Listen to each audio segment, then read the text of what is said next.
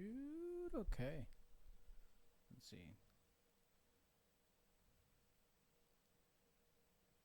All right.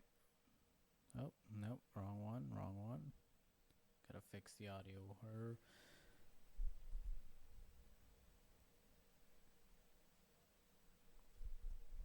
God, it's still pretty low. How do I make it bigger? Is that better?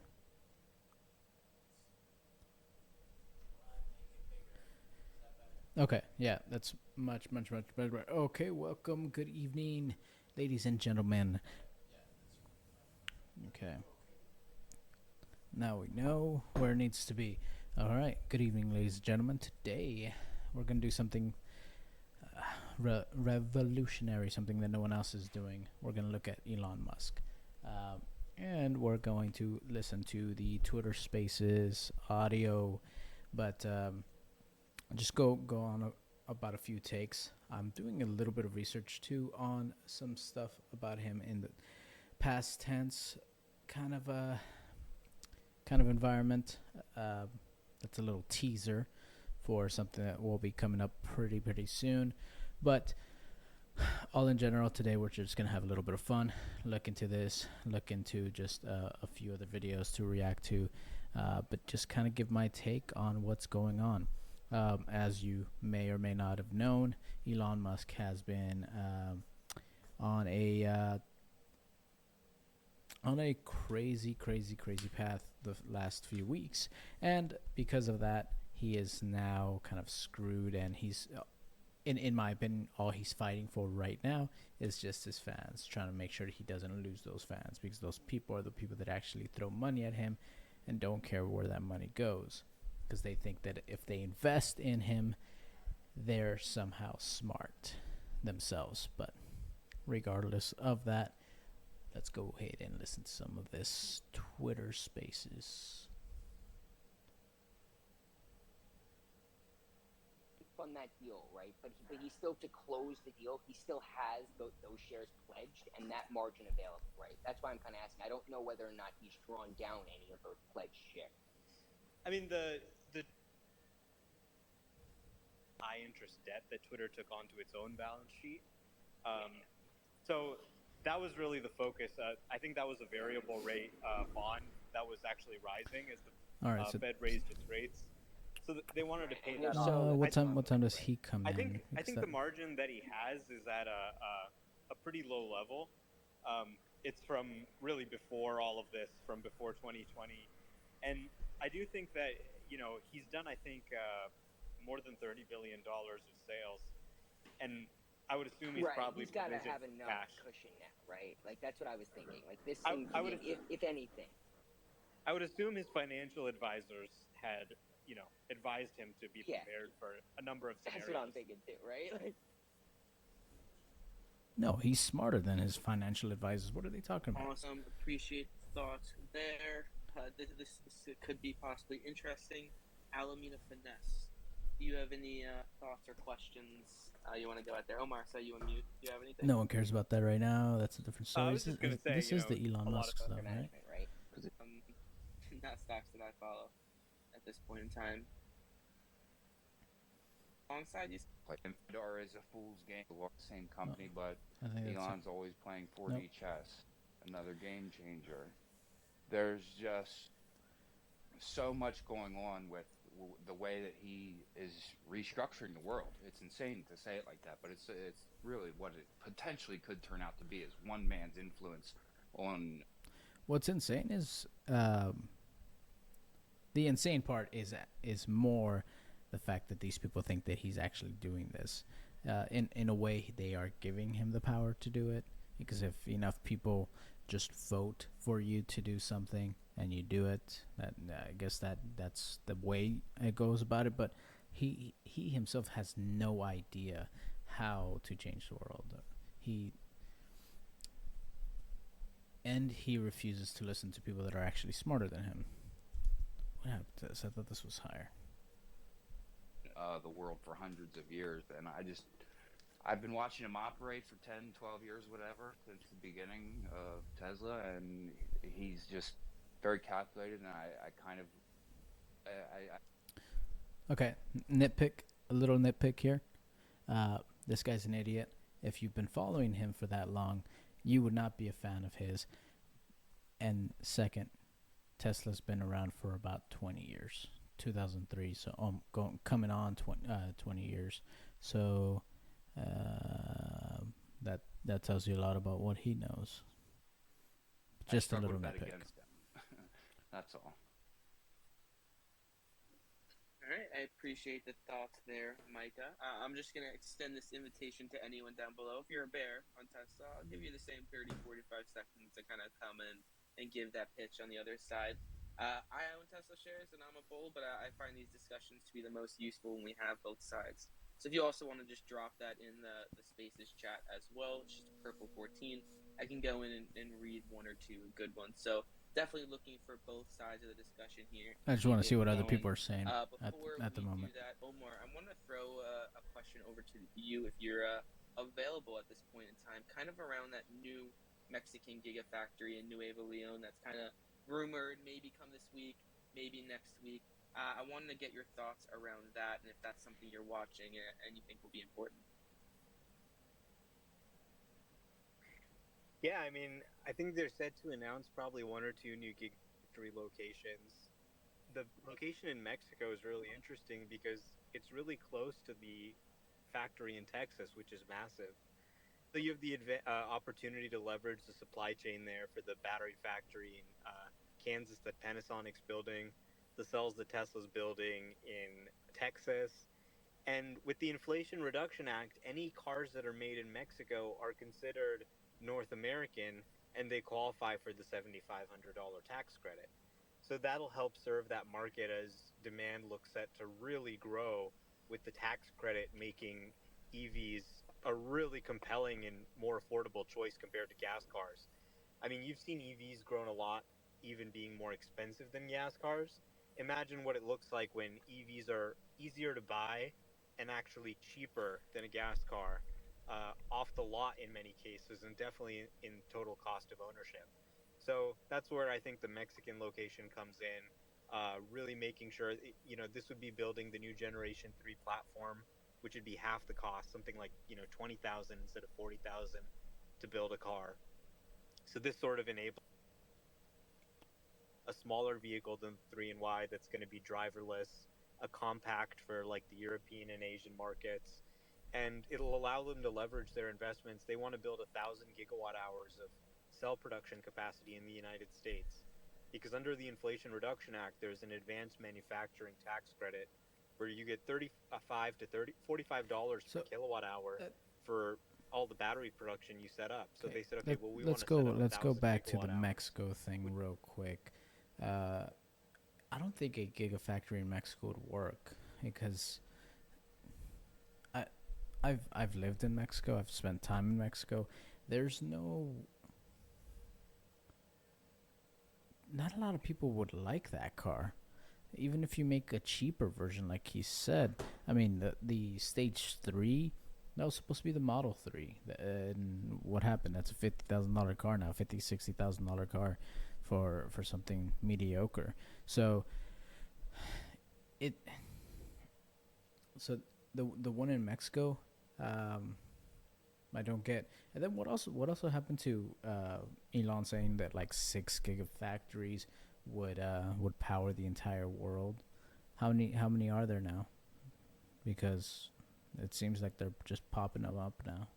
Which would qualify them for about $45 billion a year in advanced manufacturing, subsidies. So this is pretty significant. It like cuts the cost of a battery pack in half and just makes EVs that much more competitive with gas cars. EVs are already better in every way. When they cost less to buy than gas cars, people are going to be shocked at the speed of the transition, how it all falls apart like a house of cards. So I think the Mexican factory to serve the North American market is really important. You'll probably also see South Korea or Indonesia chosen. I think it was really between Mexico and Canada, and and then sort of Indonesia and South Korea for like an Asian factory that's outside of China. So that's what I think we're kind of looking at timetables. Have we heard any timetables on that Asian factory? Because I wasn't really hearing much on anything. I want to get to Elon. Screw these people. They don't know what the fuck they're talking about. I wouldn't be surprised to hear when does he come in? Tesla's going to go bankrupt, and this is a short. I would agree with you 1,000% if you told me they had a $15,000 unit that served Indonesia and the emerging market. And Stock Talk. Buying sort of food at the grocery store, people will still buy that. But there we go. Things that are bought with debt, like basically housing and cars, would be the two biggest. Right. Are really going to just get disproportionately impacted. But then it's sort of but if you say, like, that's why I was trying to emphasize, like, but from a long-term standpoint, like, there's a natural economic cycle that happens, and frankly, we're overdue for a recession. It's like shocking that we haven't had like a serious recession since, recession in any meaningful sense of the word, since 2009. That's like 13 years. Like, wow. So this is like it just economic cycles are just the way the economy works. Like, you have up and down cycles, and it's just the way things go. So we're somewhat over. This man is praying for a recession. Why is he praying for a recession? Because on the last recession, he got a $500 billion loan from the United States government. Was it 500 billion or 500 million? Sorry, it was a total of 25 billion, and he ended up taking 5 billion from that or something like that. A $5 billion loan to fund Tesla. And then they started doing the carbon credits on top of that. So he's hoping for a recession because during the recession, the big car manufacturers, the big three, ended up taking about $20 billion from the government to bail them out. That's what he's probably going to want to do. That's how he's going to end up paying for Tesla probably. So he's hoping for a recession. He's praying for it. That's how much of an asshole he is. We're due for that. I mean, I was talking to, like, Brett Johnson, who's the CFO of SpaceX, and he was telling me about when he was at Broadcom in 2000. And Broadcom was Broadcom's a good company making, good products. It's not like Pets.com. So, and I was like, yeah, it's pretty wild how, when there's like, when there's panic in the stock market, like how much, even high quality company stocks can drop. And he was like, yeah, when he was at Broadcom, the stock dropped 97%. I was like, wow, that's a lot. That subsequently recovered to, I think, above, its previous all-time high. But, when there's extreme panic in the markets, like, things can go to like ridiculous levels. I'm not saying that they will, but this is a thing that has happened in the past. That's why I've been very much encouraging people to avoid buying stock on margin, and just avoid margin debt, because you just don't know if there's going to be some panicky situation in the stock market. Well, we got the panicky situation in the stock market before we got the recession, it seems. But it seems like the market is clearly pricing in what you're talking about, and I don't disagree with your viewpoint on Jerome Powell, and I would love to get him on a Twitter Spaces, to be honest. Yeah. But I also think that Tesla has a certain level of recession proofness, because buying a Tesla does cut your cost of living from an ICE vehicle. And I also think, and maybe you can confirm this, that no, it doesn't. Your margins are probably like $800 now that the supply chain issues per month, and a lot of the commodity prices are decreasing, which can allow Tesla to lower prices to continue to sell more cars without hurting margins. These people still think. these people still think that uh, you get free charging at charging stations, at supercharging stations or something, because that's when Teslas were cheaper than regular cars, when you had free supercharging, and the government gave you tax incentives for driving your car. But I don't think those tax incentives are that high anymore, if they're even still there. And you don't get free charging anymore on any Tesla car. Even I think even the ones that were supposed to be grandfathered in, they ended up not being compatible with the new charging stations or something. I just want, I think Tesla will weather, what I think is an upcoming economic storm, maybe better than any company. For sure. But apart from like I said, if a company's like making like bread or something, they'll probably be, they're like relatively recession proof. But compared to any company making large complex manufactured objects that are bought with debt, Tesla I think will do relatively better than anyone. But that doesn't. It's sort of like if you're a ship in the storm, even if you have a really great ship, you're still going to get bashed by the storm. So Yeah. And there is with respect to cost structure somewhat of a lag effect, where the supply chain takes there's latency in the supply chain, so the supply chain will take a bit longer to reduce costs than we'd like, because there's, I don't know, called 6 months of latency in the Right. supply. Right. So Elon, like on the supply chain side, Elon, just a question. I'm a lithium investor myself, and I know you've made many comments on lithium refining and processing in the last few months. What's been your, I guess, anecdotal view from Tesla's perspective into the end of this year on battery metals prices, and do you have a view on battery metals prices for next year as well, and any kind of commentary on how that's affected you, or any kind of strategy that Tesla's implementing to stay ahead of the battery metal pricing curve, if you will? Yeah. So, again, I keep emphasizing like all these things need to be taken with a grain of salt, because I don't have like some. Of course, yeah, I understand we're asking you to speculate.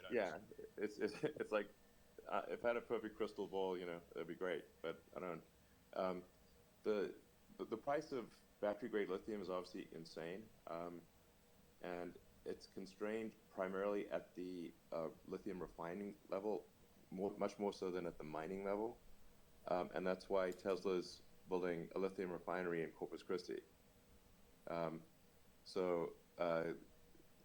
Is really to get out away from that choke point of, or diminish the lithium refining choke point. Like lithium is extremely common. It's everywhere, basically. It's not like oil. Like oil is much more localized and rarer than lithium. Lithium is basically everywhere. Elon, on that facility you guys are looking to erect in Corpus, I've done a lot of work on lithium refining and processing, and I mean, typically those facilities, even with optimal CapEx, are taking a minimum of 7 years to get to maximum. So are you guys looking at a shorter timeline? Have you guys kind of broken that mold? Yeah, I mean, 7 years is insane. We're at least, maybe we're deluded, but we're aiming to be have meaningful volume out of that refinery in like 2 years. Yeah, that's impressive. That's wildly impressive. And then you guys, I'm sure you guys will make way on that. And is that the only project you guys have considered so far, or is there? And I know a lot of this is speculation, but just curious. Well, we're also doing the cathode refining, but that's like pretty obvious, because it's like there's a giant. 7 years. 7 years to 2 years. There goes another one of Elon's exaggerated claims. You have an expert telling you it takes 7. Giant building on the other side of the Giga Texas factory. That giant building is the cathode refinery that we've been building. So, Awesome. And that's obviously for nickel-based cathodes. So we're like, I think, take. Where's the where's the Cybertruck at? Where's the semi at? 2019, right? That's what he said. 2019 is when he said it was going to come out. Yeah.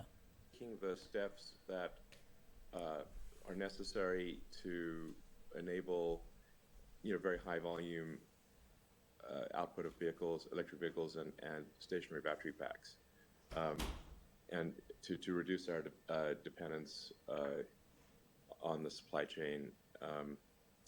So, I think we're making the smart strategic moves here. But as far as I think, depending on what happens with total automotive demand, or especially electric vehicle demand next year, especially in China, where they make the most number of EVs, I think we probably see some reduction in the cost of battery materials.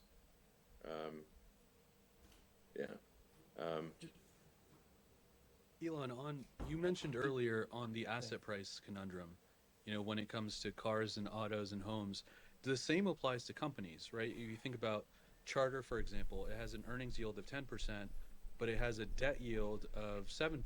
It used to be 4%. Someone's got to call him out on that. So corporate buybacks are less please. attractive in this environment.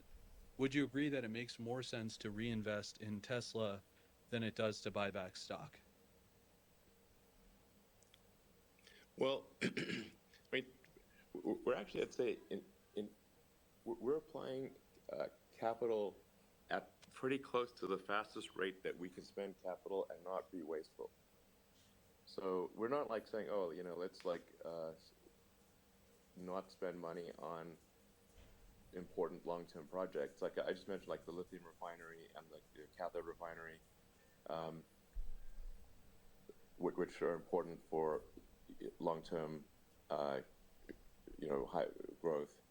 So we are making these investments, and we, can't sort of say too much about this, but we are close to picking location for another gigafactory. But we want to be sort of careful and deliberate about that. So there's a lot of good things that are happening.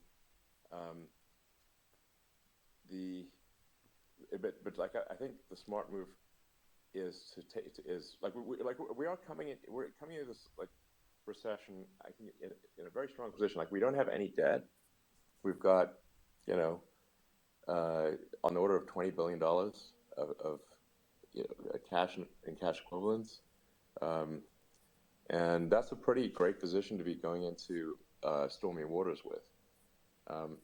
But I think we want to make sure that let's just see how stormy are these waters, and are we talking about a mild recession, moderate recession, severe recession? We don't know yet. So I think it's not we just want to keep our powder dry and see what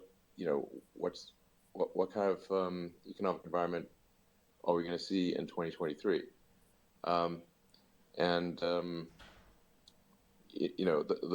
The board is very open to doing a buyback, but I think it's we just want to.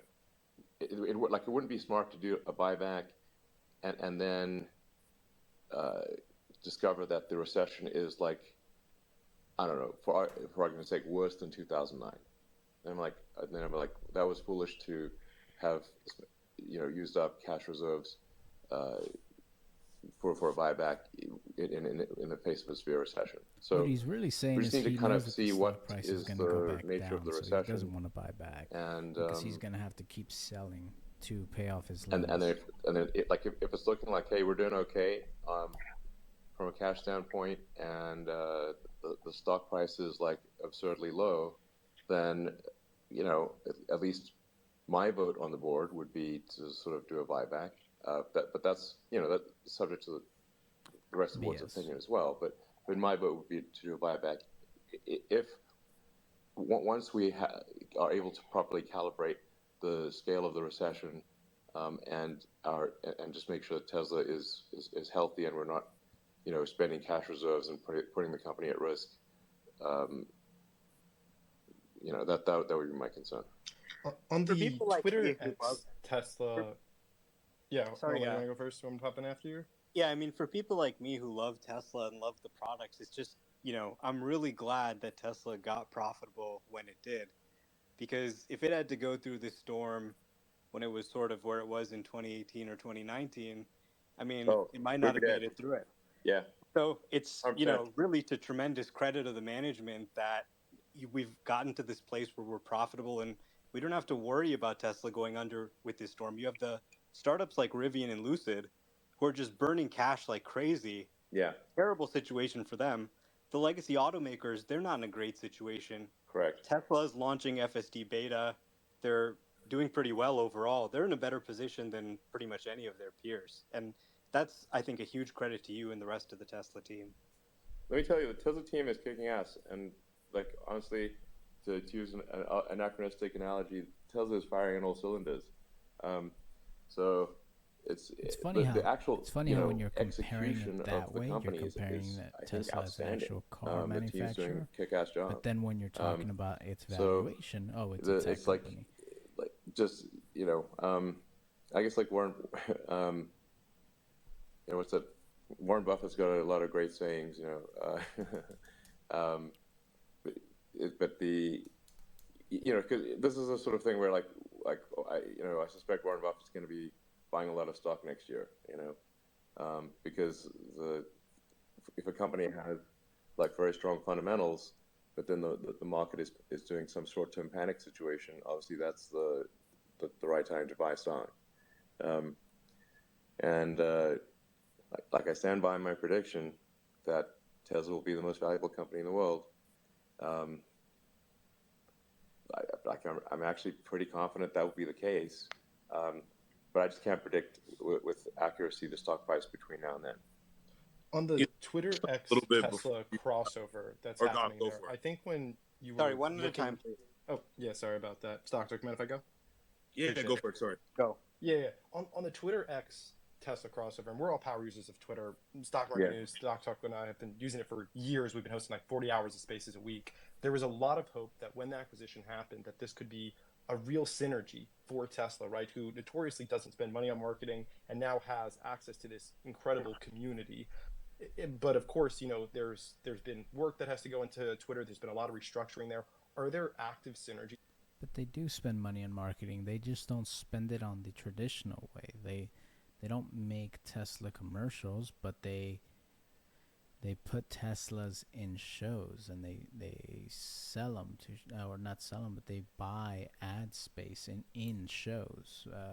Famously, one of the first ads was in Suits, where the main character buys a Tesla Roadster and they compete about it. They talk about the 0 to 60 speed, the horsepower. It was an ad. It was just an ad hidden in the show. So they do and have always spent money in marketing. They have a marketing department.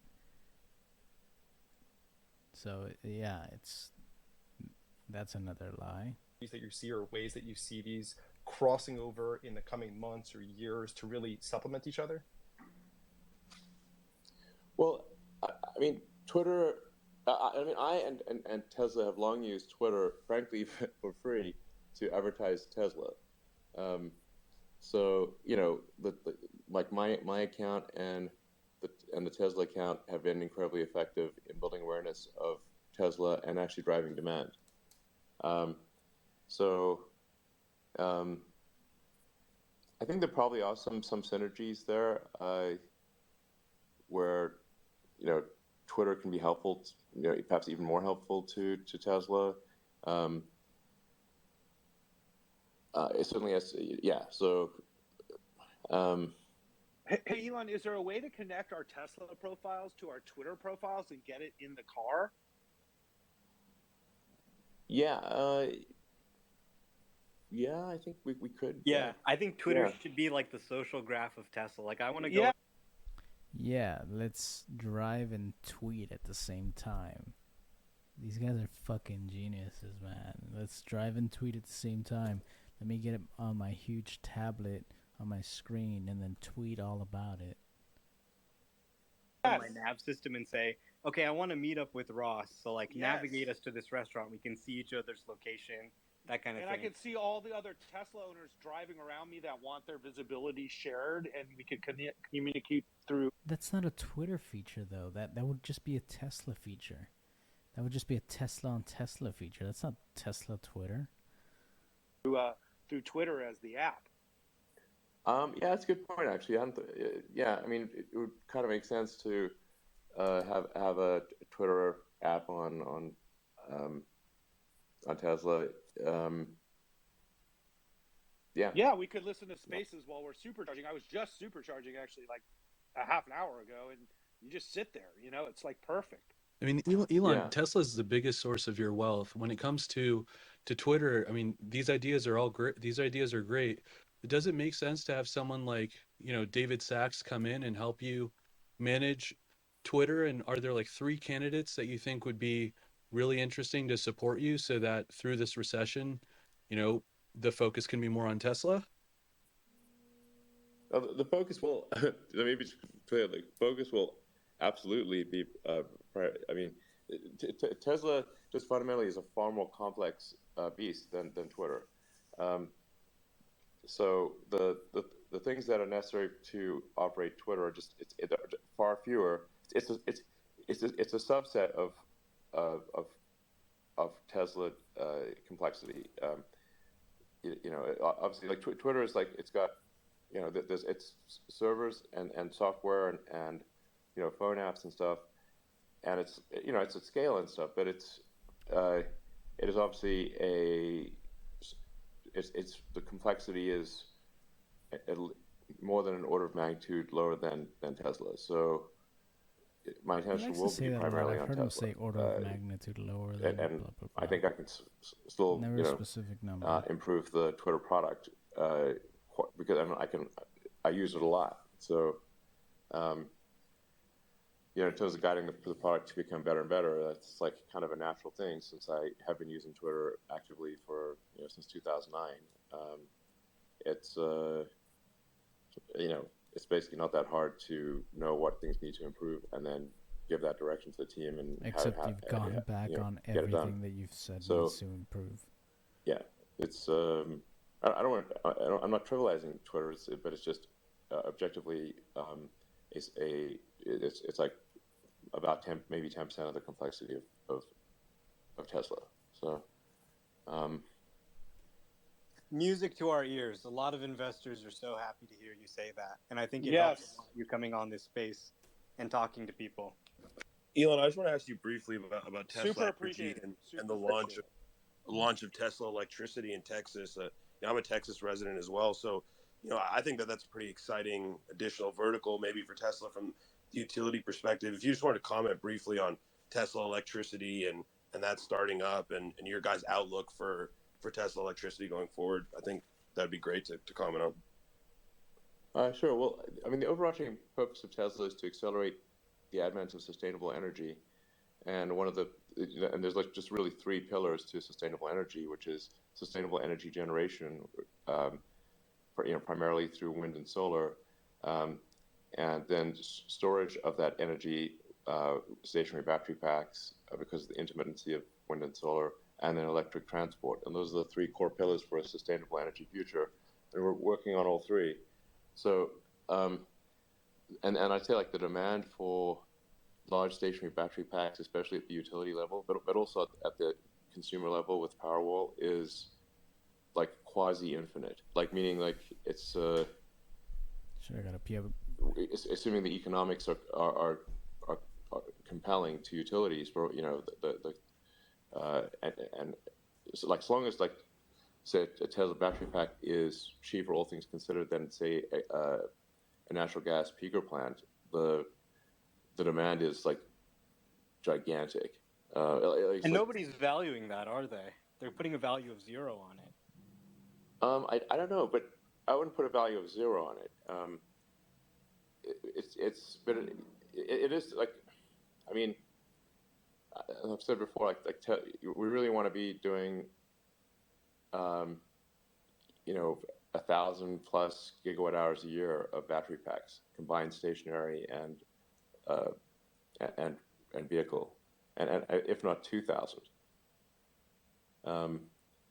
So, it's big numbers. At a certain point, like I do eventually need to do this like Master Plan Part 3. The Master Plan Part 3 is just about scale, and just like people, just like one shouldn't even think of things in terms of like dollars. You need to think of things in terms of tonnage, like what tonnage of battery pack is needed. Like the fundamental rate limiter for humanity becoming self-sustaining from an energy standpoint is how many gigawatt hours per year of battery pack can you make? That fundamentally sets the rate at which humanity can transition to sustainable energy. Is how many batteries can you make per year? At the ton, what's the tonnage? Well, in storage terms, how many thousands of gigawatt hours per year can humanity make? That's the faster that ramps, the faster one can get to a sustainable future.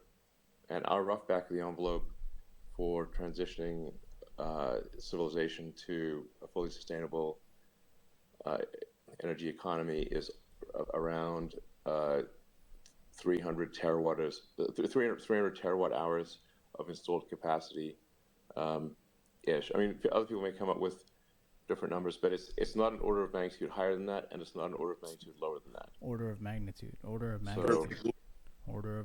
to Monative next. Monative, I'm sure, is a great question. Monative, you've had your hand up for a while, and then we'll go to Earl as well, who's had his hand up. Monative, what's up? Thanks, Talk. Hey, Elon, want to take you back a little bit to the comment you made about Fed being behind the curve and over tightening. So I've been living in the Valley here for close to 25 plus years now. So been through the thick and thin in the Valley. So certainly it looks like we are heading to a tech jobs recession, if nothing else, and probably a white collar jobs recession, and certainly a significant pullback in tech. Do you think that data is going to cause further contagion from top down at the highest income levels, and is the Fed going to see that and take that into account? Because clearly the overall jobs market is fine at the lower level, but certainly there's a lot of weakness at the higher level.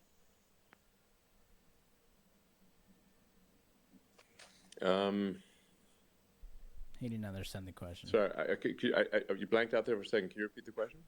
Sorry about that. So I was just saying, to your earlier point about the Fed being behind the curve, we're not seeing, real jobs problem at the highest level within tech. The high-paying jobs are being lost at a furious pace.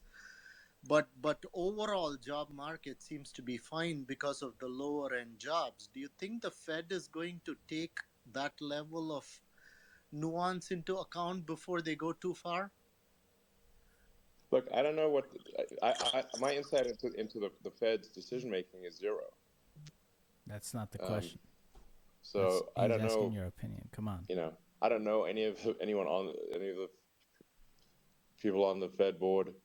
I'm not sure I've ever even spoken to them, so I don't know what the Fed's going to do. I've been surprised by the rate increases, and like I said, he's an idiot.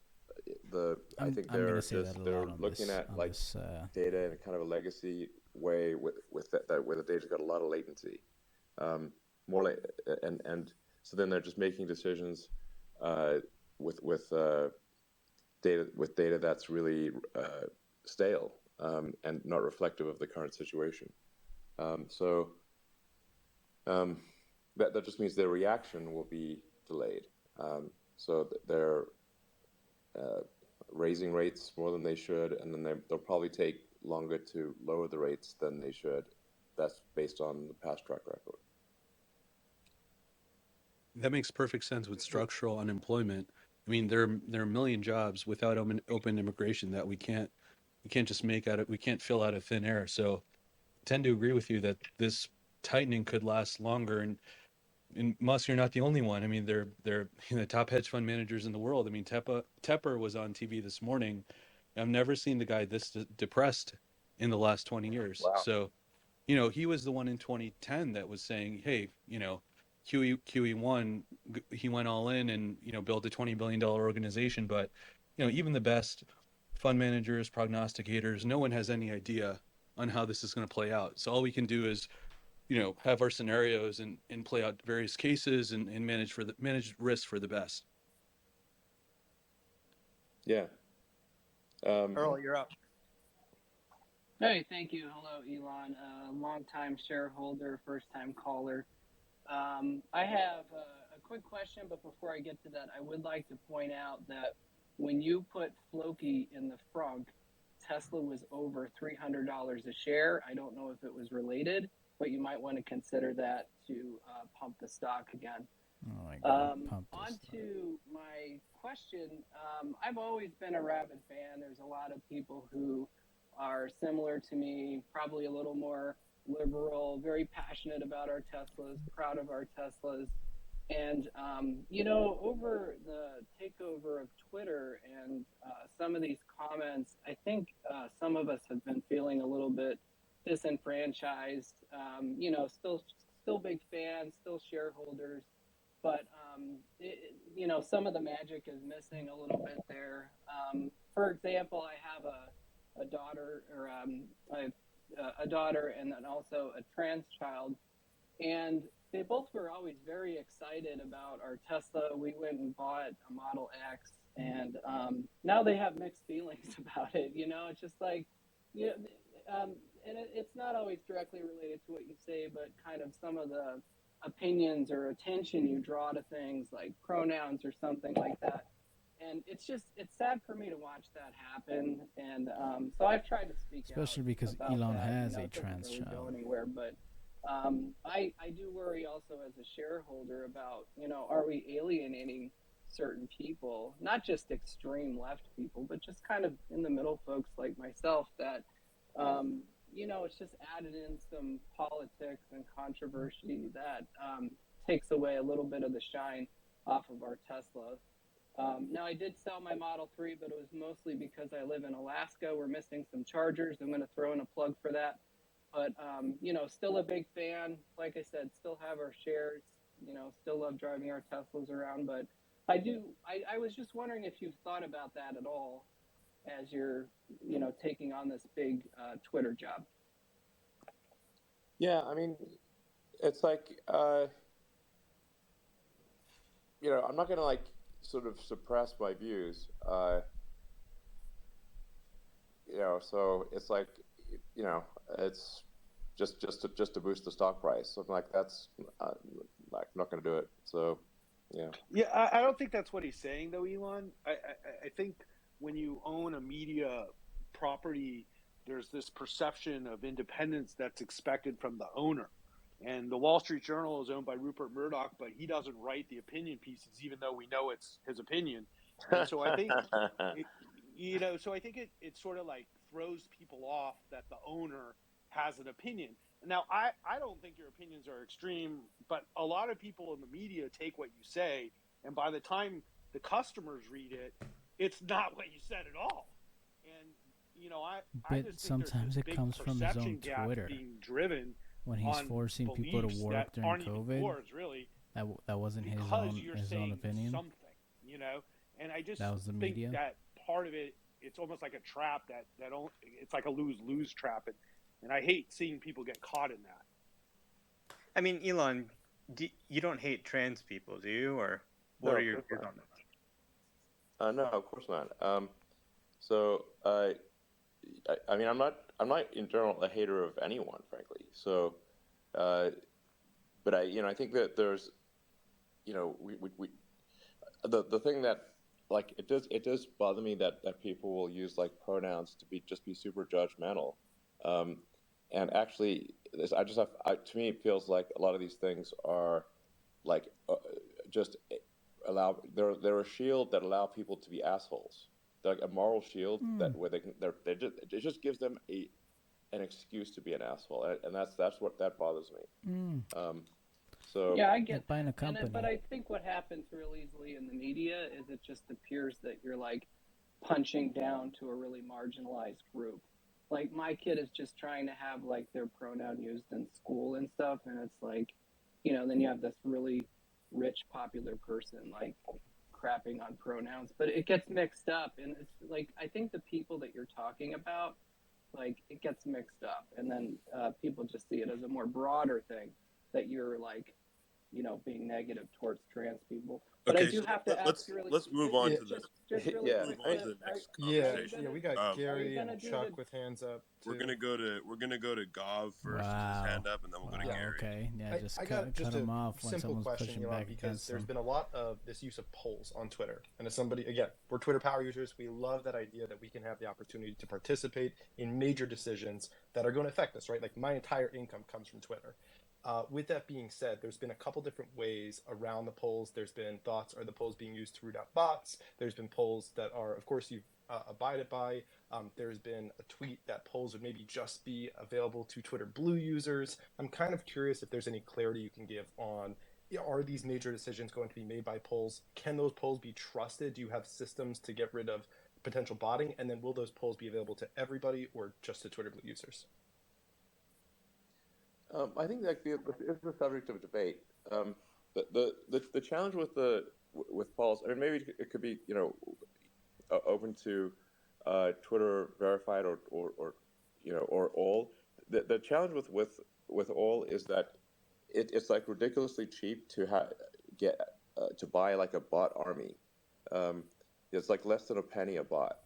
So you can like for not that much money you can have 10,000 or 100,000 bots all participate in a poll and shift the direction of a poll. Now the interest in shifting, like it depends on how motivated is someone to use a bot army to shift a poll, and then often you'll see like basically what appear to be almost certainly warring bot armies, where two sides are both have bot armies, and they're trying to push a vote one way or the other.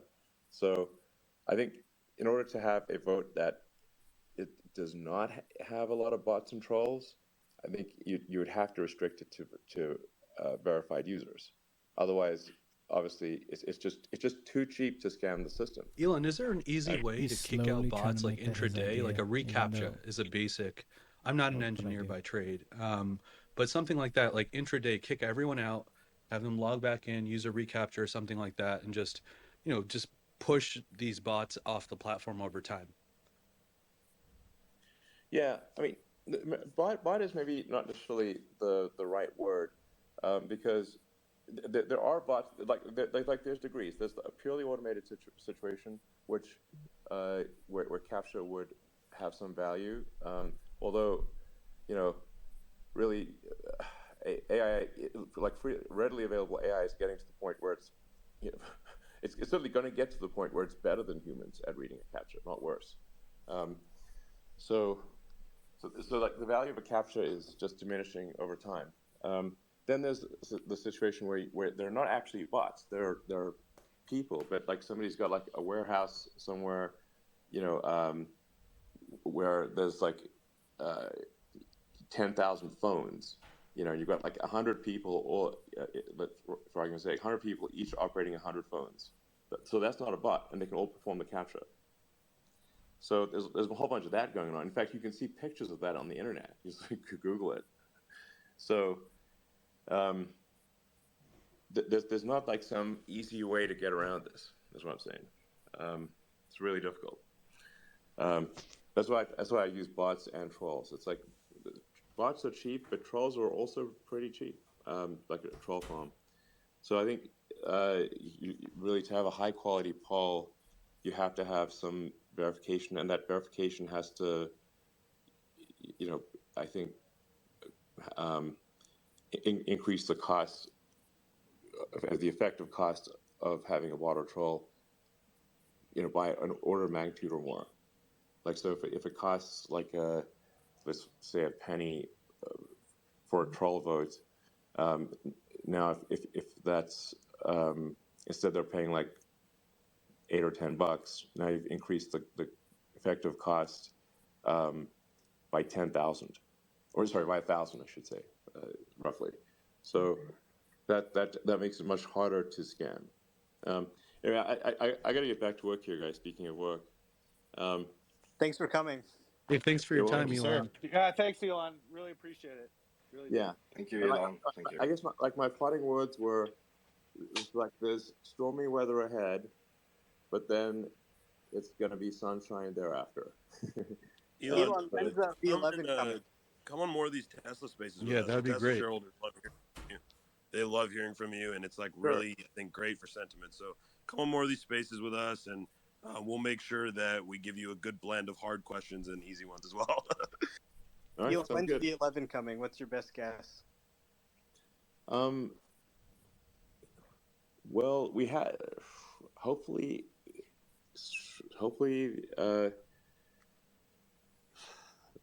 before the end of the year. I mean, we're on V11.2 with the limited beta. End of the year, so it's probably like, I don't know, 11.3. It's pretty soon. It's not like far away. Hold on. It's measured in single digit, like sort of in the roughly. Nice, that's exciting. About 2 years. Well, the existing version's amazing. It's been driving me around with no takeovers most of the time. Yeah. The thing about the V11 is there are a bunch of neural nets that are architecturally much better than 1069, but they like they've got much more room to improve. We're just autopilot has been going through like a series of local maximums, and so when you exit a local maximum, you first go down before you go up. And so the neural net architecture in V11 is actually much better, but it just takes time to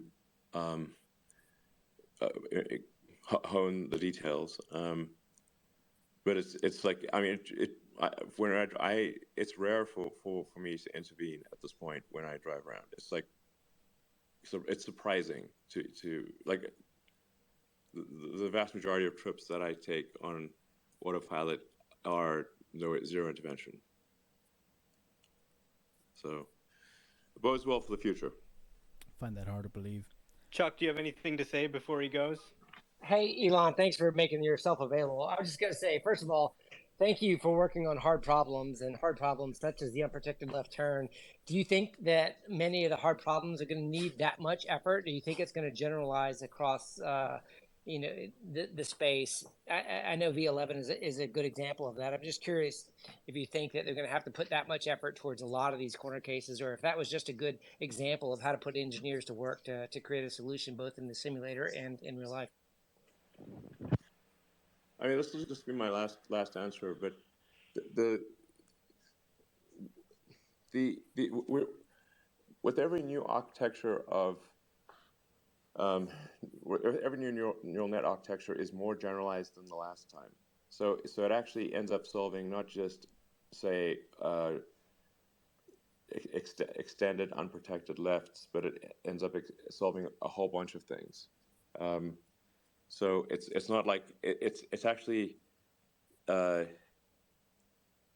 with each major rev, there's more and more generalization of solving what is effectively the real world AI problem, and Tesla is, as far as I can tell, overwhelmingly the best at real world AI, and our rate of progress is increasing. So. All right, with that, it's good talking to you guys, and look forward to talking again in the future. Thank you so much for your time. Thanks so much. Cheers, man. Thank you, sir. Take care. Bye. Thank you, Elon. That was awesome to have him. I mean, wow. Hell yeah. So many answers. Needed. The Tesla shareholders need. We made the stock go up. I think. Look at that. Yeah, we did. We definitely made the stock go up. Stock went up like 2%. There we go. Thanks for plugging in the V11 question, Omar. That was really good. I mean, I think we got some I have to context speak there, for too. the people. The people want to know where V11 is. Yeah, I mean, and what I heard is maybe there's some stuff still working. It didn't they're working sound hard. good. It didn't. No, they're working on it. These It people sounds are like so 20 so good gullible right now. Yeah. I just wanted to say for everyone that's in here, obviously we had like 60,000 people in here live at the peak. So thanks for tuning in. Make sure you're following the great host that hosted this space, that brought us up here, Stock Market News. It's obviously a fantastic source of news. Here, but, make sure you're following Holes Mars blog, who is probably the best Tesla content guy on Twitter, always dropping full self-drive videos. And make sure you're following me too. I do talk about Tesla too, and all the rest of the panel. Special Situations, Gov, Gary, Ross, Rob, Mar, Chuck, Eli, everyone that was up here, and everyone that came in throughout the space. So thanks, guys, for that. But I mean, we're going to continue the conversation, I imagine. So, feels like we have so much to go over. I'd love to hear your opinions is done on these margin on the margin sales today. Areas. All right, so that's it for the great king, Elon. That was a good hour.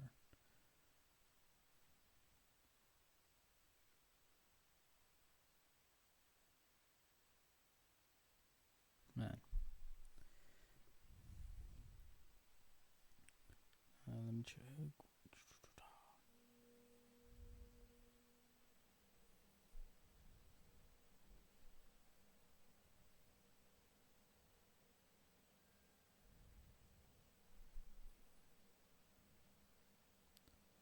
We're sorry, your delivery's son of a bitch. Okay.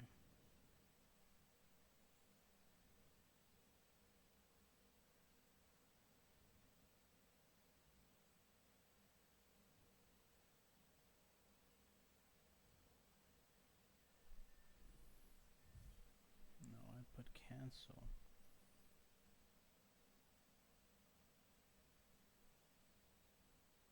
Anyways, okay. That was a good hour, but we'll shit talk him a little bit more tomorrow. In the meantime, I'm going to bed. Tomorrow's Friday. I'll be home alone, so I'll be doing an all-night stream. And tomorrow, I want to release some information that I found. Some nice little nuggets that I found.